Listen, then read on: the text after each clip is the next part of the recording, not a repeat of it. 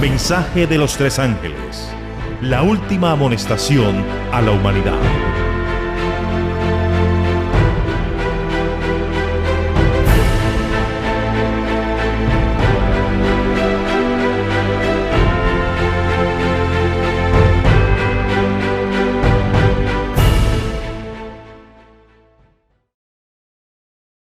Bienvenidos al séptimo video de la serie del mensaje de los tres ángeles a nivel histórico.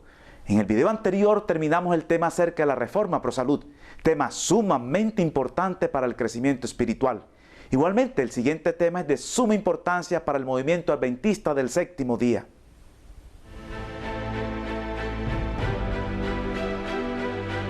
La verdadera educación.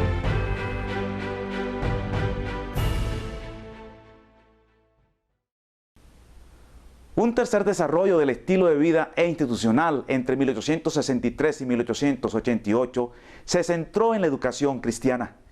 El énfasis educativo llegó después que otros desarrollos, porque los grupos religiosos que se centran en la cercanía del fin del mundo generalmente no han sentido mucha necesidad de educar a sus hijos. Después de todo, la lógica diría, ¿por qué enviar a los niños a la escuela si el mundo va a terminar pronto y ellos nunca crecerán para usar lo que aprendieron con tanto esfuerzo? Esa actitud se diseminó entre los adventistas. Incluso en 1862, un miembro de la iglesia le escribió a Jaime White preguntando, ¿es correcto y coherente que nosotros, que creemos con todo nuestro corazón en la venida inmediata del Señor, procuremos darles una educación a nuestros hijos? Si es así, ¿deberíamos enviarlos a una escuela rural o urbana donde aprenden 2 veces más cosas malas que buenas? White respondió en la Review and Herald del 23 de diciembre de 1862 que el hecho de que Cristo regrese pronto no es razón para no mejorar la mente. Una mente bien disciplinada y bien informada puede recibir y aceptar mejor las sublimes verdades de la segunda venida. Su respuesta indica una parte de la lógica que luego se convirtió en el fundamento del desarrollo del sistema de escuelas adventistas. Además, la pregunta demuestra que desde bien pronto se puso de manifiesto una desconfianza en las escuelas públicas. Muy pronto Elena de White desempeñaría un papel preponderante en la educación adventista. Elena de White fue reconocida como la dirigente del pensamiento profético de la educación adventista desde su iniciación hasta que ella murió en 1915. Es imposible entender la educación adventista, ya sea en la actualidad o históricamente, sin comprender el papel y el impacto de Elena de White sobre su desarrollo. Ella no solo fue una figura central en su desarrollo, sino que fue la única dirigente adventista que estuvo en un lugar de constante prominencia desde el comienzo hasta el fin de su periodo formativo, alrededor de 1910.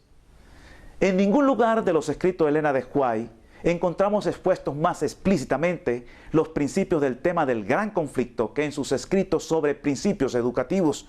Su comprensión de la redención como restauración yace en el corazón mismo de su filosofía educativa. Estos principios educativos fueron desarrollados por una parte dentro del contexto de los intentos del siglo XIX de reformar la educación y por la otra dentro del contexto denominacional de una comparativa indiferencia hacia la reforma de la educación.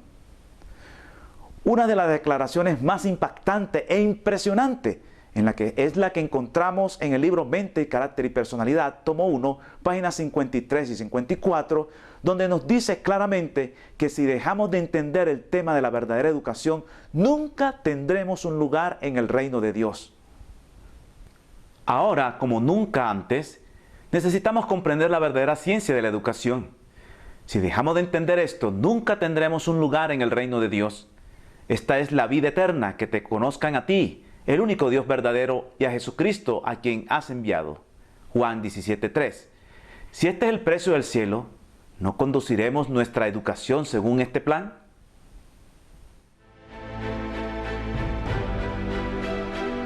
Panorama socioeducativo del siglo XIX.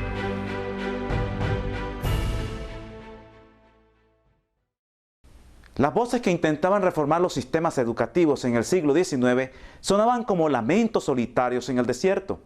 El siglo XIX fue una era de transición con respecto a siglos de pensamiento tradicional.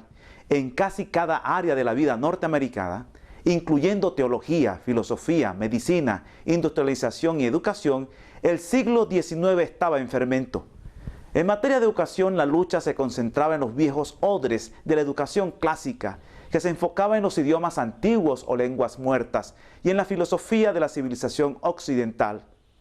Se esperaba que la persona educada, como un común denominador, leyese y discutiese en griego y latín a los antiguos poetas y filósofos. Sin embargo, se estaba planteando la pregunta: con el surgimiento de las ideas democráticas, con más tiempo libre y condiciones y expectativas de trabajo cambiantes, ¿está esta educación elitista y libresca está preparada para las necesidades de los tiempos modernos? John Locke, Jean Rousseau, Henri Pestalozzi y otros habían estado diciendo no por varios siglos, pero sus esfuerzos hicieron poca mella en la educación tradicional. Sin embargo, hubo dos influencias en el siglo XIX que fueron significativas en sus aportes. Oran Main fue tal vez quien estuvo a la cabeza para establecer la necesidad del sistema público de la escuela elemental en los Estados Unidos.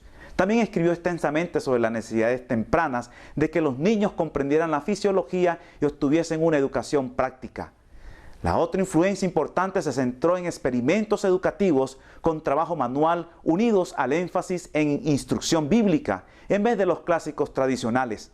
En ciertas instituciones académicas, el Colegio de Oberlin, el mejor conocido de estos centros, promovía la Biblia como un libro de texto. En todos los departamentos de educación integraba un programa de trabajo manual para todos los estudiantes, requería fisiología y fomentaba un ambiente no competitivo en el campus en áreas generalmente asociadas con premios y honores.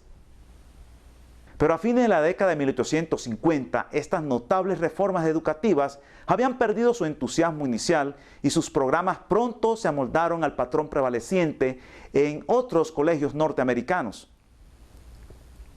Aunque Oberlin decayó como una institución de reforma, probablemente porque no mantuvo un contexto espiritual exigente, surgieron otras voces que recalcaron una educación más práctica, una educación más progresiva, que desplazaba los clásicos por temas más útiles y promovía la educación manual. La similitud entre el mensaje de reforma educativa de Elena de White y las pocas voces claras de su tiempo descansa sobre el hecho obvio de que todos los que estaban involucrados en la reforma educativa contendían con los mismos problemas: currículos clásicos en vez de una educación más práctica, aulas ventiladas e iluminadas pobremente, relación directa entre el ejercicio, el entrenamiento manual y el vigor mental, aún los valores espirituales y la educación como un factor importante en el desarrollo del carácter. ¿Hay algo único respecto a los principios de educación de Elena de White? Su contribución especial yace en la unidad y claridad de su filosofía de la educación, libres de las modas y de los falsos guías de entre sus contemporáneos del siglo. Aunque unos pocos contemporáneos veían también el propósito religioso de la educación, la señora White colocó la educación dentro del tema del gran conflicto, incluyendo su papel vital en el estudio de los eventos de los últimos días. Principios educacionales revelados a Elena de White.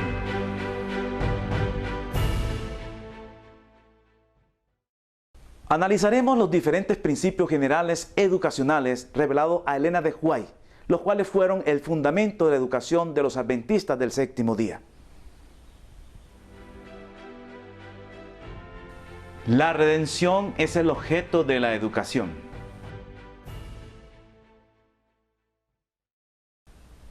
Los errores fatales de las filosofías educativas prevalecientes se enfocaban ya sea en el logro intelectual, el éxito temporal o aún en la conducta correcta, esperando desarrollar lo bueno que existe en el hombre por naturaleza.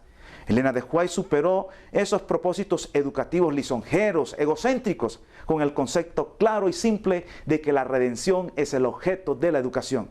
Leamos en Mente, Carácter y Personalidad, tomo 1, página 92. Se define la educación superior.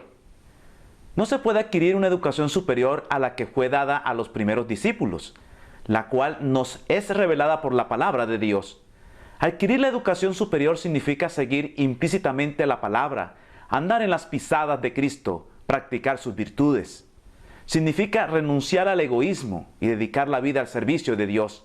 La educación superior exige algo mayor, algo más divino que el conocimiento que se puede obtener solamente de los libros.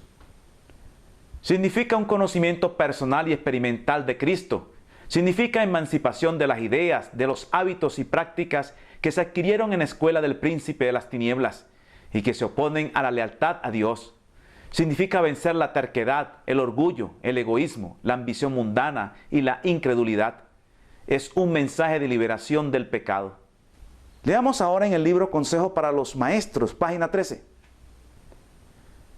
La educación superior es un conocimiento experimental del plan de la salvación y se la obtiene por el estudio fervoroso y diligente de las Escrituras. Esta educación renovará la mente y transformará el carácter, restaurando la imagen de Dios en el alma. Fortalecerá la mente contra las engañosas insinuaciones del adversario y nos habilitará para comprender la voz de Dios. Enseñará al alumno a ser colaborador con Jesucristo, a disipar las tinieblas morales que lo rodean e impartir luz y conocimiento a los hombres. La sencillez de la verdadera piedad es nuestro pasaporte de la escuela preparatoria de la tierra a la escuela superior del cielo. La verdadera educación es sumamente abarcante, no cobija solamente una facultad. Leamos en Mente, Carácter y Personalidad, tomo 1, página 370. La verdadera educación es abarcante. La verdadera educación significa más que seguir cierto curso de estudios. Es amplia, incluye el desarrollo armonioso de todas las facultades físicas y mentales. Enseña a amar y temer a Dios y es una preparación para el fiel cumplimiento de los deberes de la vida.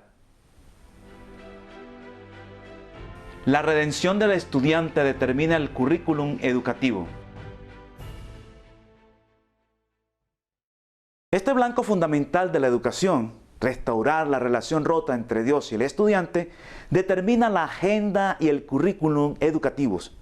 Todos los demás propósitos de la educación son iluminados y moldeados por este propósito primordial. Los maestros cristianos saben que la educación del carácter, no el cambio de la personalidad para mejorar la autoestima o para ayudar a ascender en la escalera profesional, más bien el plan educativo de desarrollo del carácter busca restaurar la imagen de Cristo en los que han sido puestos bajo su cuidado. La suprema motivación para alcanzar el pleno potencial de la persona es excelencia en el servicio divino. El tema del gran conflicto deja su marca en todas las fases de la vida del cristiano. Su pensamiento clave es la restauración. El desarrollo pleno de todas las actitudes humanas es el blanco que se encuentra ante todo cristiano. Se promete la energía del cielo a aquellos que permiten que la corriente celestial fluya en ellos, pero esa energía solo fluye en la dirección del servicio amante. Esa es la razón por la que Elena de White escribió esta frase asombrosa: el desarrollo de todas nuestras facultades es el primer deber que tenemos para con Dios y nuestros prójimos. Desarrollo personal, sí, pero no para llegar a ser número uno. La búsqueda de la excelencia, sí. Debiéramos cultivar toda facultad hasta el más elevado grado de perfección, a fin de que podamos realizar el mayor bien en que seamos capaces. Dios aceptará únicamente a los que están determinados a ponerse un blanco elevado. Este pensamiento lo podemos ver trazado en Mente, Carácter y Personalidad, tomo 1, página 370. El desarrollo simétrico para todos los deberes. Y todos los que quieran ser obreros juntamente con Dios deben esforzarse por alcanzar la perfección de cada órgano del cuerpo y cada cualidad de la mente. La verdadera educación es la preparación de las facultades físicas, mentales y morales para la ejecución de todo deber. Es el adiestramiento del cuerpo, la mente y el alma para el servicio divino. Esta es la educación que perdurará en la vida eterna. El objeto de la educación es la preparación para ser misionero. Todo hijo de Dios está llamado a ser misionero. La educación debe brindar esa oportunidad. Leamos en el libro Servicio Cristiano, página 82. El objeto de la educación. La verdadera educación es la preparación para ser misionero. Todo hijo e hija de Dios está llamado a ser misionero. Somos llamados para el servicio de Dios y de nuestro prójimo. Y el objeto de nuestra educación debe ser el habilitarnos para este servicio. El Señor desea que sus misioneros sean expertos en el manejo del mensaje de los tres ángeles y lo puedan transmitir a las personas que no lo conocen. Esta preparación especial debe ser dada en nuestras escuelas. Leamos en el libro Joya de los Testimonios, tomo 2, página 411. El mensaje de los tres ángeles debe ser enseñado en nuestras escuelas. El mensaje del tercer ángel, la gran verdad probatoria para este tiempo, ha de enseñarse en nuestras instituciones. Es designio de Dios que por intermedio de ellas se dé esta amonestación especial y rayos brillantes de luz resplandecerán sobre el mundo. El tiempo es corto. Los peligros de los últimos días están muy cerca y debemos velar y orar, estudiar y dar oído a las lecciones presentadas en el libro de Daniel y el Apocalipsis. ¿Es la ciencia de la verdadera educación el mensaje de los tres ángeles? Leamos en Joya de los Testimonios, tomo 2, página 412. La ciencia de la verdadera educación es la verdad, la cual ha de quedar grabada tan profundamente en el alma que no puede ser borrada por el error que abunda por doquiera. El mensaje del tercer ángel es verdad, luz y poder. Optimizar el desarrollo intelectual.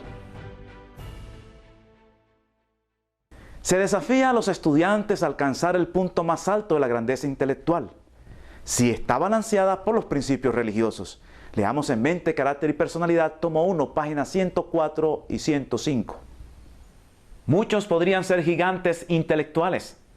Muchos de nuestros obreros podrían ser hoy gigantes intelectuales si no se hubieran conformado con alcanzar un nivel bajo y hubieran sido diligentes y hubieran permitido que sus pensamientos e investigaciones cavaran hondo. Uno de los puntos que dejó claro Elena de White es que la ignorancia no aumenta la espiritualidad y que un cristiano intelectual apreciará mejor que nadie las verdades de la palabra divina. Leamos en Mente, Carácter y Personalidad, tomo 1, página 375. La ignorancia no aumenta la espiritualidad. Los jóvenes no deberían ocuparse en la obra de explicar las Escrituras y discernir profecías cuando no conocen las importantes verdades bíblicas que tratan de dar a conocer a otros. Puede ser deficientes en los ramos comunes de educación y dejar por tanto de hacer el bien que podrían si hubiesen gozado de las ventajas de una buena escuela. La ignorancia no aumenta la humildad o espiritualidad de ningún seguidor profeso de Cristo. Un cristiano intelectual apreciará mejor que nadie las verdades de la palabra divina. Cristo puede ser glorificado mejor por los que le sirven inteligentemente. El gran objeto de la educación es habilitarnos para hacer uso de las facultades que Dios nos ha dado, de manera tal que exponga mejor la religión de la Biblia y se acreciente la gloria de Dios. Todo obrero dedicado a la proclamación del mensaje de los tres ángeles no debe presentar excusa para la ignorancia. Leamos en Obreros Evangélicos, páginas 111 y 112. No hay excusa para la ignorancia. Algunos de los que entran en el ministerio no sienten la carga de la obra. Tienen ideas falsas acerca de las calificaciones necesarias para un predicador. Les parece que el hacerse idóneo para el ministerio requiere poco estudio detenido de las ciencias o de la palabra de Dios. Algunos de los que enseñan la verdad presente tienen tan deficiente conocimiento de la Biblia que les es difícil citar un texto de la Escritura correctamente de memoria. Al cometer las torpes equivocaciones en que incurren, pecan contra Dios, tuercen las Escrituras y hacen decir a la Biblia cosas que no están escritas en ella. Algunos piensan que la educación o un conocimiento cabal de las Escrituras son de poca importancia con tal que uno tenga el Espíritu. Pero Dios no manda nunca su Espíritu para sancionar la ignorancia. Él puede compadecerse y bendecir a aquellos que están de tal modo situados que les es imposible educarse, y lo hace, hasta condesciende a veces a hacer perfecta su fuerza en la debilidad de ellos. Pero es deber de los tales estudiar la palabra de Dios. La falta de conocimiento de las ciencias no es excusa alguna para descuidar el estudio de la Biblia, porque las palabras de la inspiración son tan claras que aun los que no tienen letras pueden comprenderlas. ¿Qué tan alto grado de irresponsabilidad es dejar los padres a sus hijos crecer en la ignorancia? Leámoslo en el libro Joya de los Testimonios, tomo 1, páginas 148 y 149. Algunos padres no han dado educación religiosa a sus hijos y han descuidado también su educación escolar. Ni la una ni la otra debieran haberse descuidado. Las mentes de los niños son activas y si ellos no se dedican al trabajo físico o se ocupan en el estudio, quedarán expuestos a las malas influencias. Es un pecado de parte de los padres dejar a sus hijos crecer en la ignorancia. Deben proporcionárseles libros útiles e interesantes. Deben enseñarles a trabajar, a tener sus horas de trabajo físico y sus horas de estudio y lectura. Es imperativo cultivar habilidades ocupacionales. Elena de White afirmaba que cada estudiante debe unir sus afanes intelectuales con el conocimiento de algún oficio o alguna ocupación con que, si fuera necesario, se pudiese ganar la vida. Se instaba a aprender una habilidad ocupacional, no meramente a fin de estar preparado para ganarse la vida si las circunstancias lo requerirían, sino también para aumentar el vigor en los estudios mentales y proveer una oportunidad especial para el desarrollo del carácter. Leámoslo en el libro Joya de los Testimonios, tomo 2, página 442. La reforma industrial. Por el hecho de que surjan dificultades, no tenemos que abandonar las industrias emprendidas como ramas de la educación. Mientras asisten a la escuela, los jóvenes deben tener la oportunidad de aprender a manejar herramientas, bajo la dirección de obreros de experiencia, carpinteros aptos para enseñar, pacientes y bondadosos. Los mismos alumnos deben levantar construcciones en los terrenos de la escuela y hacer las mejoras necesarias, aprendiendo así, mediante lecciones prácticas, a edificar económicamente. Se debe adiestrar también a los alumnos en los detalles de los diversos trabajos relacionados con la imprenta, tales como la composición, la impresión y la encuadernación, y también la confección de tiendas y otras ramas útiles de trabajo. Se deben plantar frutales pequeños y cultivarse flores y verduras, haciendo salir a las jóvenes alumnas al aire libre para hacer este trabajo.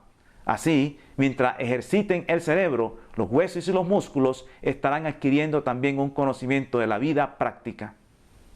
En los mensajes de Elena de White hay un claro énfasis en que los estudiantes aprendan la agricultura como parte del currículum de educación. Leamos en Consejos para los Maestros, página 294 a 296. Debe darse a los estudiantes una educación práctica en agricultura. Esto será de valor inestimable para muchos en sus trabajos futuros. El adiestramiento obtenido en derribar árboles y cultivar el suelo, así como en los ramos literarios, es la educación que nuestros jóvenes deben procurar. La agricultura abrirá recursos para el sostén propio. Otras actividades adaptadas a diferentes estudiantes pueden también llevarse a cabo, pero el cultivo de la tierra impartirá una bendición especial a los obreros. Debemos preparar de tal manera a los jóvenes que se deleiten en el cultivo del suelo. Fue tanto el énfasis de Elena de White en la enseñanza de la agricultura que llegó a declarar que era el ABC de la educación. Leamos en Joya de los Testimonios, tomo 2, página 445. El ABC de la educación. El trabajar la tierra es una de las mejores ocupaciones que pone en actividad los músculos y da reposo a la mente. El estudio en materia de agricultura debe ser el ABC de la educación dada en nuestras escuelas. Esta es precisamente la primera tarea que debiera iniciarse.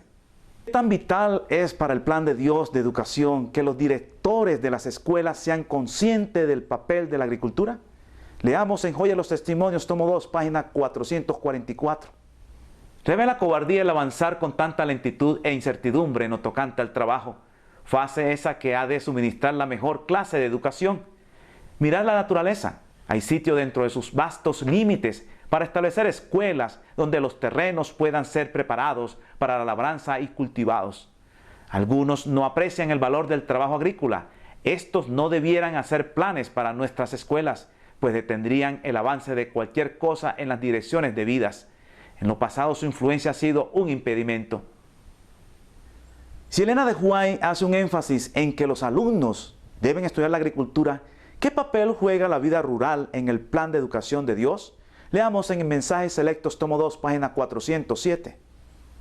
Refugio proporcionado por el campo. Los padres deben comprender que la educación de sus hijos constituye una obra importante en la salvación de las almas. El campo ofrece oportunidad para una abundante ejercitación en la práctica de hacer lo que debe ser hecho y que proporcionará salud física mediante el desarrollo de los nervios y los músculos. Fuera de las ciudades es mi mensaje para la educación de nuestros hijos. Cuando una persona ha tenido una vida citadina, parece que ir a vivir al campo sea un retroceso en la vida. Pero ¿qué nos dice Elena de White en cuanto a esto? Leamos en el libro Mensajes Selectos, tomo 2, página 408.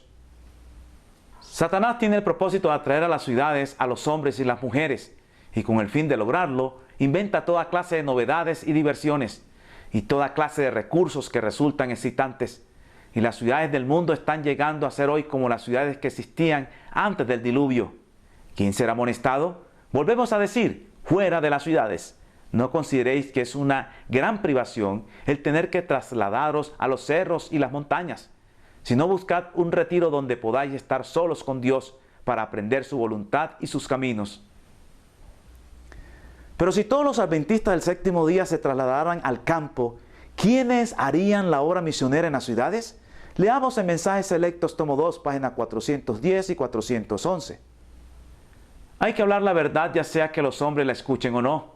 Las ciudades están llenas de tentaciones. Deberíamos planear nuestra obra de tal manera que podamos mantener a nuestros jóvenes tan lejos como sea posible de esa contaminación. Hay que trabajar en favor de las ciudades de puestos de avanzada.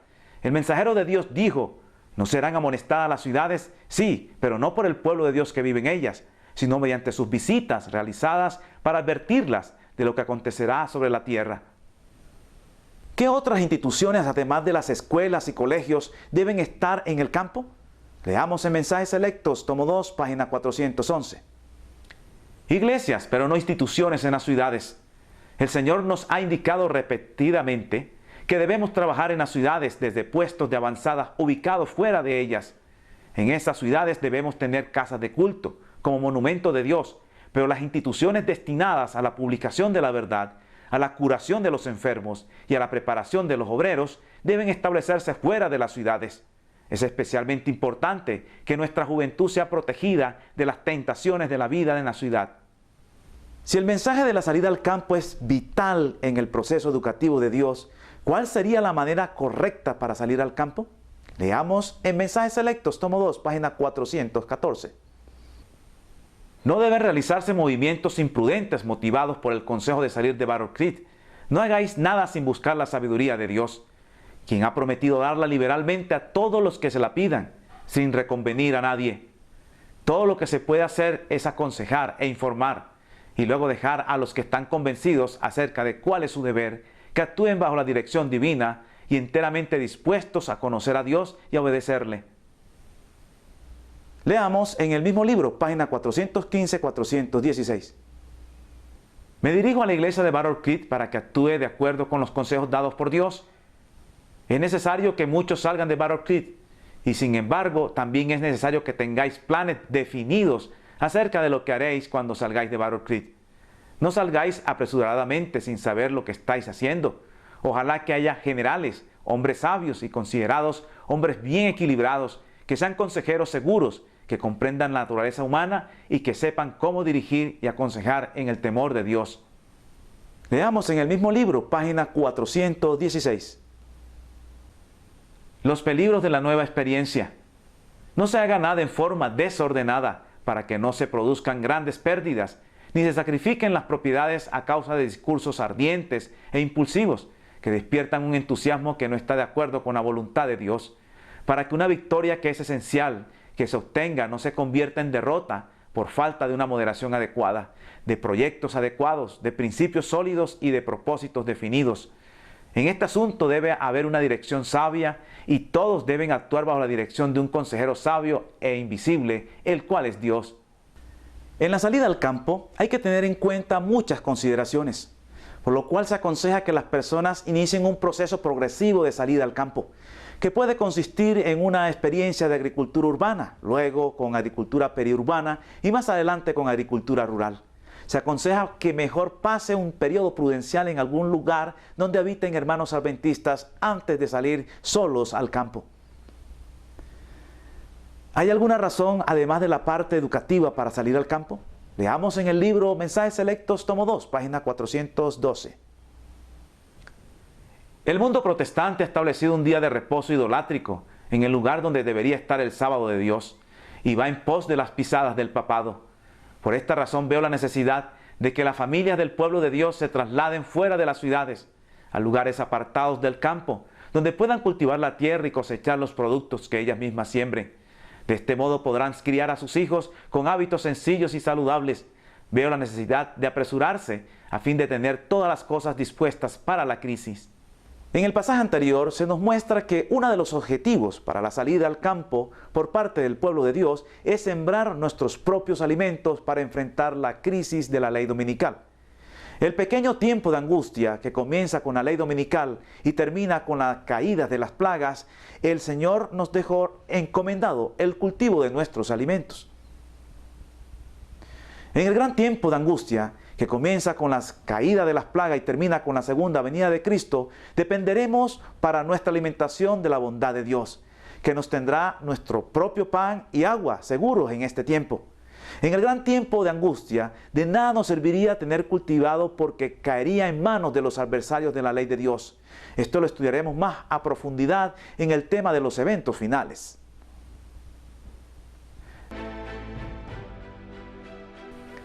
El currículum de la escuela debe organizarse para que se alcance el blanco más elevado de la educación.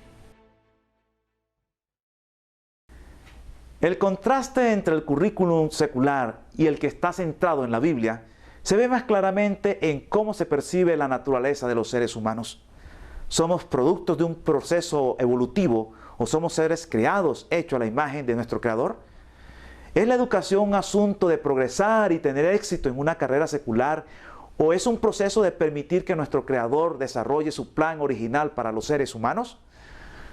Las muchas referencias de Elena de White a hacer de la Biblia el gran libro de texto en nuestras escuelas significaba que la Biblia debiera ser la base de toda la educación. La Biblia no debiera ser insertada en el currículum como un sándwich en medio de la infidelidad, a fin de darle meramente sabor a los otros estudios. Además, hacer de la Biblia la base de la educación no significa que ha de ser el único libro de texto para clases como aritméticas, idiomas y geografía.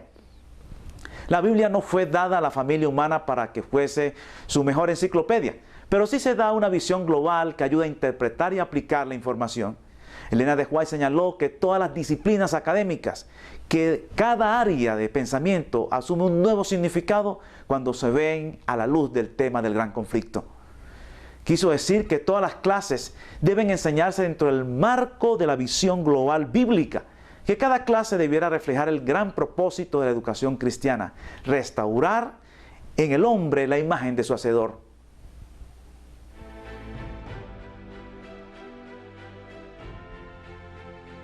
La fisiología como curso esencial de estudio. Además de la Biblia y la agricultura como materias primordiales en el currículo de estudio adventista, la fisiología presenta un papel protagónico en la educación cristiana. Leamos en el libro Consejos para los Maestros, página 119. El bienestar físico. Los padres deben procurar despertar en sus hijos interés en el estudio de la fisiología. Desde el mismo amanecer de la razón, la mente humana debería tener entendimiento acerca de la estructura física. Podemos contemplar y admirar las obras de Dios en el mundo natural, pero la habitación humana es la más admirable. Es por lo tanto de la mayor importancia que la fisiología ocupe un lugar importante entre los estudios elegidos para los niños. Todos deben estudiarla y luego los padres deben cuidar de que a esto se añada la higiene práctica.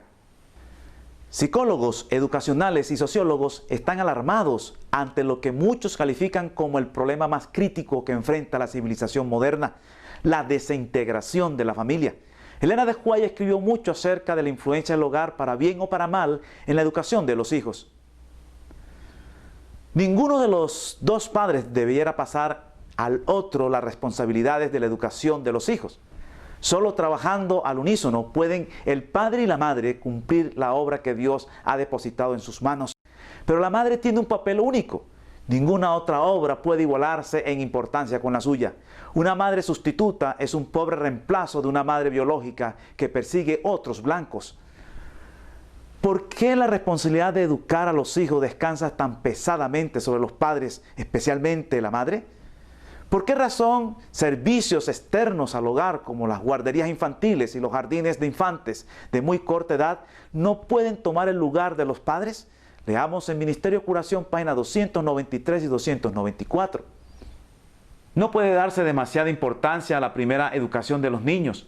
Las lecciones aprendidas, los hábitos adquiridos durante los años de la infancia y de la niñez influyen en la formación del carácter y la dirección de la vida mucho más que todas las instrucciones y que toda la educación de los años subsiguientes. Leamos en Consejo para los Maestros, página 103. En su sabiduría, el Señor ha decretado que la familia sea el mayor agente educativo. En el hogar es donde ha de empezar la educación del niño. Allí está su primera escuela. Allí, con sus padres como maestros, deben aprender las lecciones que han de guiarlo a través de la vida. Lecciones de respeto, obediencia, reverencia, dominio propio. Las influencias educativas del hogar son un poder decidido para el bien o para el mal. Son en muchos respectos silenciosas y graduales, pero si se ejercen de la debida manera, llegan a ser un poder abarcante para la verdad y la justicia. Hay una sentencia grave en este mismo párrafo, y es que si no educamos al niño en el hogar, Satanás lo va a educar por sus instrumentos. Leamos. Si no se instruye correctamente al niño en el hogar, Satanás lo educará por instrumentos elegidos por él. ¿Cuán importante es, pues, la escuela del hogar? En realidad, la señora White escribió que durante los primeros 6 o 7 años de la vida del niño hay que prestar atención especial a su educación física antes que a su intelecto. Además, que los padres, y especialmente las madres, deberían ser los únicos maestros de las mentes de los niños en esa edad. Leamos en el libro Mensajes Selectos, tomo 2, página 501. Durante los primeros 6 o 7 años de la vida del niño, hay que prestar atención especial a su educación física antes que a su intelecto. Después de este periodo, si la constitución física es buena, habría que atender a su educación física e intelectual. Los padres, y especialmente las madres, deberían ser los únicos maestros de las mentes de los niños en esa edad. No deberían educarlos basándose en los libros. Algo importante en el proceso educativo es la credibilidad del maestro. La señora White pedía maestros que fuesen capaces de cubrir la brecha entre la religión y la teología, entre la experiencia y el conocimiento. El maestro de verdad puede impartir eficazmente aquello que él mismo conoce por experiencia, decía ella. En realidad, los hábitos personales y la experiencia espiritual del maestro deben considerarse como de mayor importancia que su preparación literaria. En cuanto al deber de los maestros de tener una experiencia práctica en el tema de la reforma pro salud, Elena de White escribió lo siguiente en el libro Consejos sobre régimen alimenticio, página 547. La obra de Dios obstaculizada por una complacencia egoísta. Hay un mensaje que presentar en cada iglesia con respecto a la reforma pro salud. Hay una obra que hacer en cada escuela. Ni al director ni a los maestros debiera encargárseles la juventud hasta que tengan un conocimiento práctico sobre este tema. Algunos se han sentido en la libertad de criticar y poner en duda y encontrar faltas en los principios de la reforma pro salud, de la cual saben poco por experiencia. Ellos deben de sostener hombro a hombro y corazón a corazón a los que están trabajando en la debida dirección. La recreación es tan necesaria como el estudio y el trabajo. En comparación del ritmo de vida del siglo XIX, las familias modernas viven bajo una tensión mucho mayor. Una de las paradojas es que las familias de hoy, aunque disponen de más artefactos para ahorrar trabajo, también viven vidas más llenas de tensión y regidas por horarios que sus antepasados. Además, muy pocas profesiones en el mundo occidental requieren actividad física. La necesidad de recreación hoy en día es sustancial, no solo para distraer la mente del trabajo que se está haciendo, sino para proveer el ejercicio necesario que se requiere para la buena salud.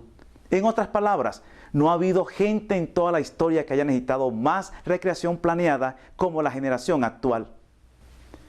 Al mismo tiempo, quizás tampoco ha habido en la historia personas que hayan enfrentado tanta pseudo-recreación en la forma de deportes para espectadores, entretenimientos pasivos y diversiones sedentarias. Se me mostró que, como pueblo, los observadores del sábado trabajan demasiado sin permitirse variaciones o periodos de descanso. La recreación es necesaria para los que se ocupan en faenas físicas y es aún más esencial para la gente cuya labor es mayormente mental. No es esencial para nuestra salvación ni para la gloria de Dios el mantener nuestras mentes trabajando constantemente y excesivamente, aún sobre temas religiosos.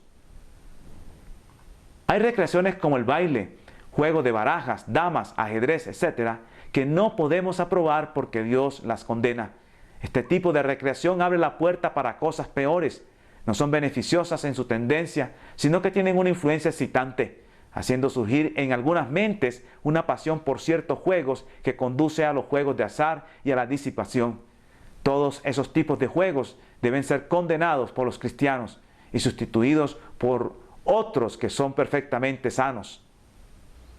Elena de White sentó principios claros respecto a la recreación. Los estudiantes deben realizar ejercicio vigoroso, pero el mismo debiera hacerse toda vez que sea posible al aire libre. Los deportes de violencia, como asimismo las competencias atléticas llevadas al exceso, además de promover el amor al dominio, el orgullo en la mera fuerza bruta, estimulan el amor al placer y la excitación, fomentando la antipatía hacia el trabajo útil y una disposición a esquivar las responsabilidades y deberes prácticos. Los padres y maestros pueden hacer mucho para proveer diversiones sanas y vivificadoras, en vez de las compañías frívolas, los hábitos extravagantes o el afán por los placeres.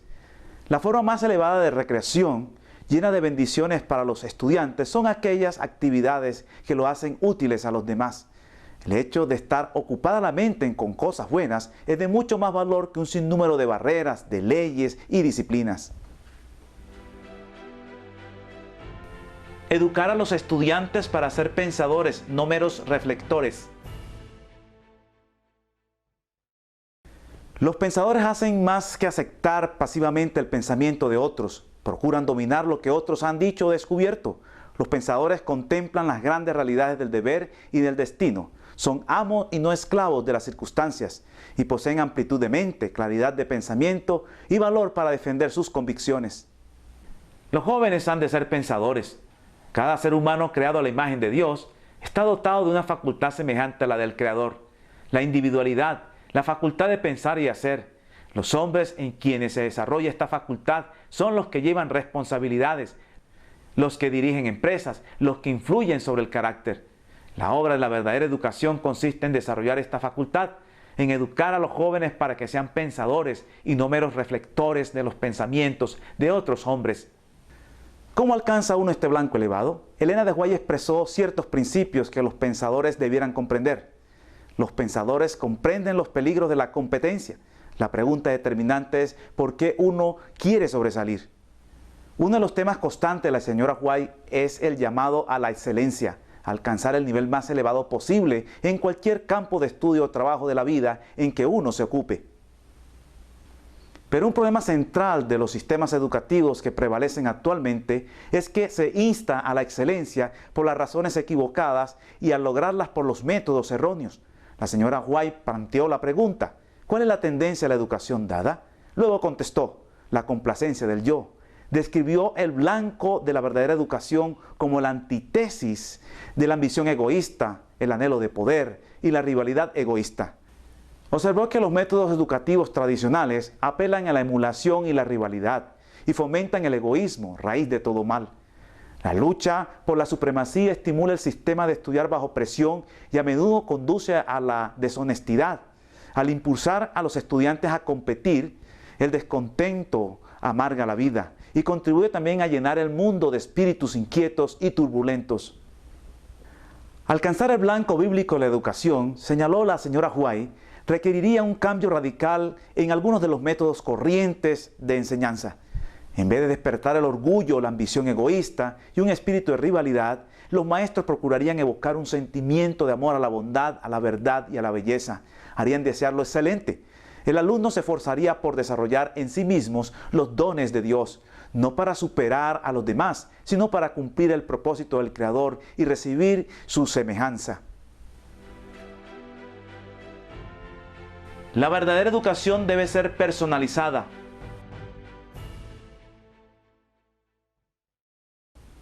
La educación mundana impulsa a los estudiantes, sin importar sus necesidades o su obra futura, a que sigan un curso de instrucción prescrito. Esta educación trata a los estudiantes en masa. La educación cristiana reconoce las necesidades individuales y obra para perfeccionar el carácter cristiano. Les permite a los estudiantes, en consejo con los maestros, seleccionar temas de acuerdo a sus necesidades futuras. Cuando comparamos la realidad de estos principios educativos de la verdadera educación frente a la educación que se brinda en las escuelas públicas y privadas del mundo en la actualidad, surgen preguntas que a través del desarrollo de la Iglesia Adventista del Séptimo Día se ha formulado. Y es si es prudente mandar a nuestros hijos a estas escuelas mundanales ahora. Si la respuesta es negativa, bajo ninguna circunstancia podrá un joven adventista estudiar en alguna escuela secular del mundo. Leamos ahora en el libro Mensajes Selectos, tomo 3, página 266 y la 267. Arrojando semillas de verdad en las mentes y los corazones. Existen personas que, después de haber quedado establecidas, arraigadas y fundadas en la verdad, debieran entrar en estas instituciones de enseñanza como estudiantes. Ellos pueden sostener los vivos principios de la verdad y observar el sábado, y sin embargo tendrán oportunidad de trabajar por el Maestro, arrojando semillas de verdad en las mentes y corazones. Bajo la influencia del Espíritu Santo, estas semillas brotarán y darán fruto para la gloria de Dios, y resultarán en la salvación de almas. Los estudiantes no necesitan ir a estas instituciones de saber para ser iluminados sobre temas teológicos, pues los maestros del colegio necesitan ellos mismos convertirse en estudiantes de la Biblia.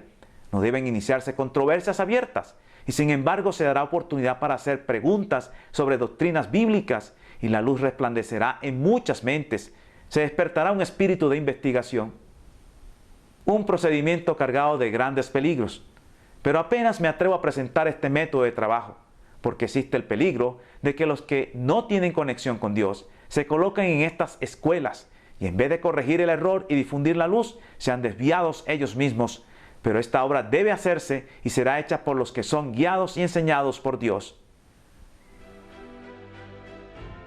Inicio de la obra institucional educativa.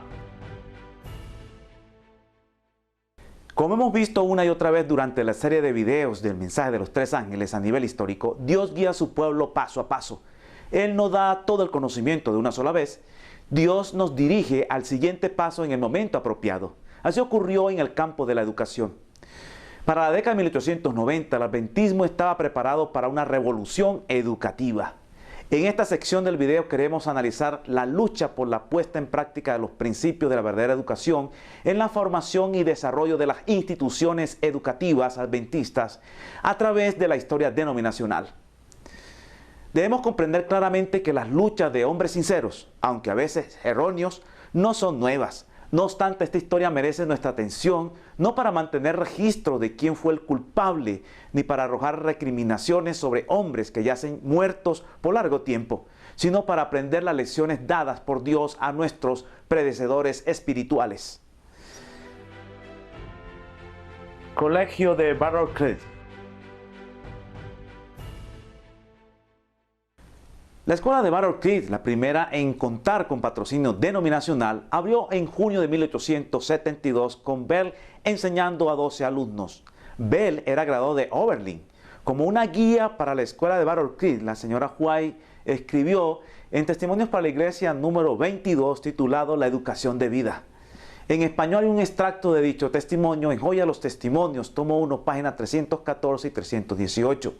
Allí ella desarrolló uno de sus principios fundamentales de la educación cristiana, la correlación entre los aspectos físico, mental, moral y religioso de la educación.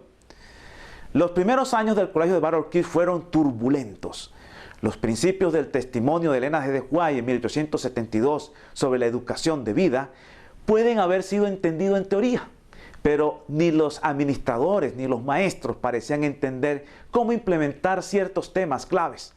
Bell comprendía el plan educativo de Dios, pero con el tiempo renunció al ver la negativa de ser apoyado. Este comienzo falso indujo a Elena G. de White a dirigirse a los líderes denominacionales en diciembre de 1881. Ella inició sus observaciones con un mensaje que revelaba claramente su preocupación. Hay peligro de que nuestro colegio se desvíe de su designio original. Más tarde advirtió, nuestro colegio se encuentra hoy en una posición que Dios no puede aprobar. Notó y escribió ella que vio el esfuerzo por moldear nuestra escuela en conformidad con otros colegios. Cuando se hace esto, dijo ella, no podemos animar a los padres a enviar a sus hijos al colegio de Battle Creek. La organización enfrentaba la lucha que se entabló entre un programa educativo fundado en el espíritu de profecía y otro similar con base mundanal, dirigido por hombres formados por los sistemas y métodos mundanos. Los pioneros de la iglesia adventista eran mayormente autodidactas, pero conscientes de sus limitaciones académicas, se sentían muy humildes. Cuando apareció en medio de ellos, a comienzos de la década de 1880, un educador diplomado, no es de sorprendernos que lo apoyaran y le confiaran un puesto importante en la obra educacional. Ubicado demasiado pronto en un cargo de suma responsabilidad, cuando sabía poco de la doctrina y la historia de los adventistas, ese hermano resultó incapaz de asumir las responsabilidades que se le habían confiado. Las circunstancias resultaron muy difíciles y tanto los dirigentes como los hermanos en general en Battle Creek comenzaron a dividirse en partidos. Algunos se pusieron bajo la dirección del educador diplomado, mientras que otros trataron de mantenerse firmes de parte de los consejos del espíritu de profecía. El resultado final fue desastroso tanto para el colegio como para la experiencia de las personas implicadas. Desgraciadamente, la situación empeoró aún más durante los primeros años de la década de 1880. Para el verano de 1882, la Junta Ejecutiva del colegio decidió cerrar la escuela indefinidamente. De esta forma se desplomó el primer intento oficial de la denominación en la educación formal. El colegio de Battle Creek reabrió en el otoño de 1883 con una renovada determinación de implementar los principios cristianos de educación.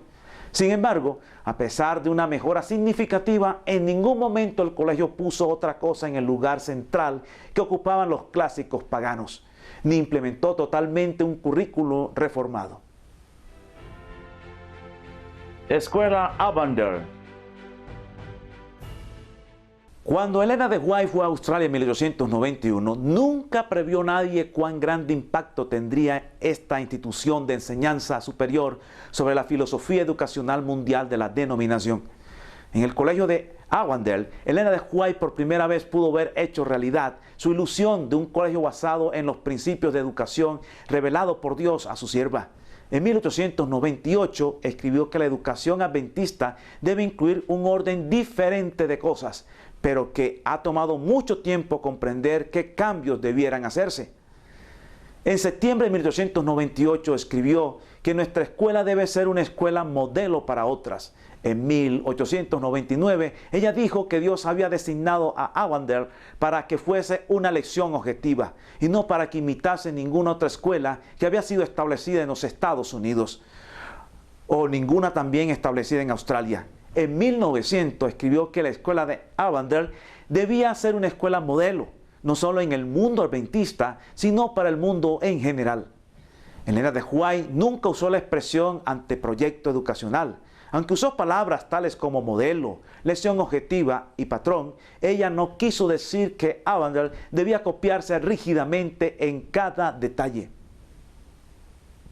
Al igual que con sus consejos en otras áreas, como la de la salud, ella bosquejó principios básicos, no reglas inflexibles. Escuelas modelos, patrones y lecciones objetivas son precisamente eso. Manifiestan principios básicos que pueden requerir adaptación a las condiciones locales. Una de las condiciones por las cuales Elena de White pudo ver de manera práctica estos objetivos educativos cristianos en esta institución fue debido a que Australia tenía la ventaja de estar lejos del alcance de los dirigentes adventistas conservadores de los Estados Unidos. Además, era un nuevo campo misionero para los adventistas del séptimo día, de modo que la incipiente confesión religiosa allí no tenía ninguna tradición establecida con la cual luchar. Como resultado, piloteó varias innovaciones en Australia durante la década de 1890, que habían sido mucho más difíciles de experimentar en los Estados Unidos. Escuela Madison.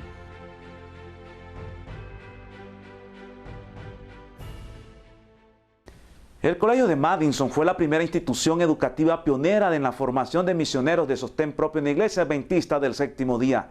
Este modelo educativo en regla con los principios educacionales revelados a Elena G. de White, dieron pie para que la profeta escribiera y por viva voz pronunciara la declaración del Colegio de Madison sería una orden diferente de educación en la iglesia, cuya función era preparar misioneros de sostén propio en apoyo a la misión general de la dirección de la iglesia. Elena de White tuvo mucho que ver con el proceso de ubicar el sitio para el Colegio de Madison en 1904. El Colegio de Madison fue la única institución en que la señora White se desempeñó como miembro de la junta directiva. Quería asegurarse de que no se repetirían en Madison las amargas lecciones aprendidas en Battle Creek. Quizás por primera vez se aceptaba el trabajo del estudiante como pago para la matrícula en lugar de dinero en efectivo. Todo el personal y el cuerpo docente trabajaban con los estudiantes en el desarrollo de las industrias que proveerían el ingreso. Conozcamos ahora acerca de dos pioneros en la obra de la Escuela de Madison, los cuales cumplieron un papel administrativo importante en el desarrollo de esta institución. Edward A. Sutherland. Sutherland, pionero en la obra de sostén propio en la Iglesia Adventista del Séptimo Día, licenciado y pastor. Parte de su niñez y juventud lo habían pasado en el campo. Sutherland era un gran conocedor del plan de educación debido a la fuerte amistad que mantuvo por mucho tiempo con Elena de White. Él tenía conceptos muy bien definidos acerca del papel del sistema de educación establecido por Roma y su objetivo primordial de educar a los niños y la juventud con el deseo de acabar con el protestantismo. Para Sutherland, la iglesia que triunfa es aquella que rompe el yugo de la educación mundana y aquella que desarrolla y practica los principios de la educación cristiana. Afirmaba que solo se necesitaba una breve investigación a la historia de las denominaciones protestantes para mostrar que su caída espiritual en 1844 fue el resultado de una falla en comprender y practicar la verdadera ciencia de la educación cristiana. Esta falla en comprender y practicar la verdadera ciencia de la educación los inhabilitó para proclamar al mundo el mensaje de la segunda venida de Cristo. Entonces, la denominación adventista del séptimo día nació para llevar a cabo la obra en que las iglesias populares habían fallado al no entrenar a sus misioneros para realizarla. Para Sutherland, al igual que Lutero y Melanchthon, los grandes reformadores del siglo XVI comprendían claramente que sin educación cristiana era imposible tener una reforma religiosa permanente. Además, estos reformadores se dieron cuenta de que la fuerza de la Iglesia papal yacía sobre su sistema educativo. Por esa razón, la Iglesia Católica, a través de los jesuitas, comenzó su trabajo especial de combatir la reforma y encontró como medio más eficaz de contrarrestar el progreso del protestantismo, elegir como blanco el control de la educación. Para Sutherland, la Iglesia Católica valora y utiliza ese principio eterno, instruye al niño en su camino y aun cuando fuere viejo no se apartará de él, en Proverbios 22:6. Dicen los católicos: permítame educar a un niño hasta los 12 años de edad y él permanecerá católico para siempre. Por lo tanto, para este reformador de la educación, la caída de las iglesias protestantes en recibir en 1844 el mensaje del primer ángel fue debido a que permanecían bajo el yugo de la educación papal en las instituciones protestantes. Y si queremos ser triunfantes, debemos salir todos de la educación papal y aplicar los principios de la educación cristiana. Percy Magan. Adventista del séptimo día, licenciado y pastor, conocedor del mensaje de educación adventista por teoría y práctica, al mantener una relación estrecha de convivencia con Elena de White por mucho tiempo. Magan habían tenido un reavivamiento en el Congreso de 1888 en Minneapolis, al escuchar los temas de justificación por la fe y al comprender su papel en el plan de educación. Sutherland fue presidente de 4 instituciones educativas adventistas: el Colegio Walla Walla, el Colegio de Battle Creek, el Colegio Misionero Emanuel, el cual es ahora la Universidad de Andrews, y el Colegio de Madison. Sutherland intentó en los colegios de Walla Walla, en el Battle Creek y el Colegio Emanuel implementar los principios de la verdadera educación, pero no fue posible en su totalidad debido a dirigentes testarudos que se oponían a los planes educativos revelados en la inspiración divina. Fue en el Colegio Misionero Emanuel donde ocurrieron ciertas situaciones que provocaron desánimos en estos dos pioneros de la educación. Uno de ellos fue cuando la esposa de Magan recibe su herencia y la invierte toda en la institución. pero al notar la tremenda oposición de una gran parte del liderazgo de la iglesia, poco a poco física y psicológicamente va desfalleciendo hasta que llega a morir. Es aquí donde Elena de White escribe: habéis matado a una madre y una esposa. Se murió por las críticas a su esposo. Fue en 1903 en el Colegio Misionero Emmanuel donde Sutherland, en compañía de Magan, comprendieron que la oposición a su modelo de educación se estaba intensificando y que eventualmente tendrían que salir de allí. Muy pronto el desánimo de Magan y Sutherland es inminente y toman la decisión los dos de retirarse del colegio e irse al sur de los Estados Unidos. En ese tiempo la hermana White estaba haciendo un llamado a trabajar la obra misionera hacia la gente de color en el sur de los Estados Unidos. Elena de White, al percatarse de la negativa de apoyar por parte de algunos dirigentes a Sutherland y Magan en el proyecto de una escuela con los principios elaborados en los testimonios sobre educación, ella le dijo a Sutherland y a Magan que si ellos iban a crear la nueva institución, esta debería ser independiente tanto administrativa como financieramente de la obra denominacional. Pero fue enfática que la institución debía estar eclesiásticamente en regla y que su obra debería ser de apoyo y no de competencia a la denominación. Entonces, solo así, ella haría parte de la mesa directiva para que no fuera calificada como una obra de carácter disidente. Esta decisión de Elena de White se debió a que antes de la formación de la escuela de Madison, la vida de Elena de White había estado envuelta en la obra denominacional, pero de tiempo en tiempos ella había visto que algunas oportunidades venidas del cielo y algunos proyectos habían sido dañados y arruinados por líderes testarudos o por comités. A los oídos de Sutherland y Magan ya se habían aproximado vientos de disidencia por parte del Dr. Kellogg.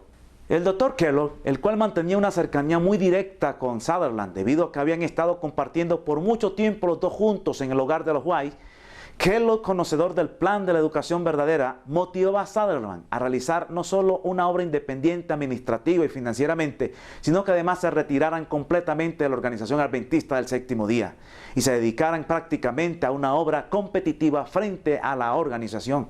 Estos consejos disidentes de Kellogg fueron movidos por los sentimientos de resentimiento hacia los líderes de la iglesia que habían realizado un frente unido sobre sus teorías panteístas. En 1905 comienza a funcionar la escuela de Madison con 15 alumnos. Algunos de los principios de esta escuela de Madison la podemos dilucidar en los escritos de Elena de White, especialmente en el libro Madison School.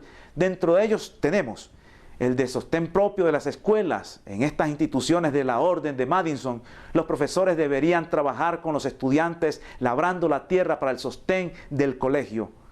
Esta escuela de Madison no debería seguir los métodos que han seguido o han adoptado en las escuelas ya establecidas en la iglesia.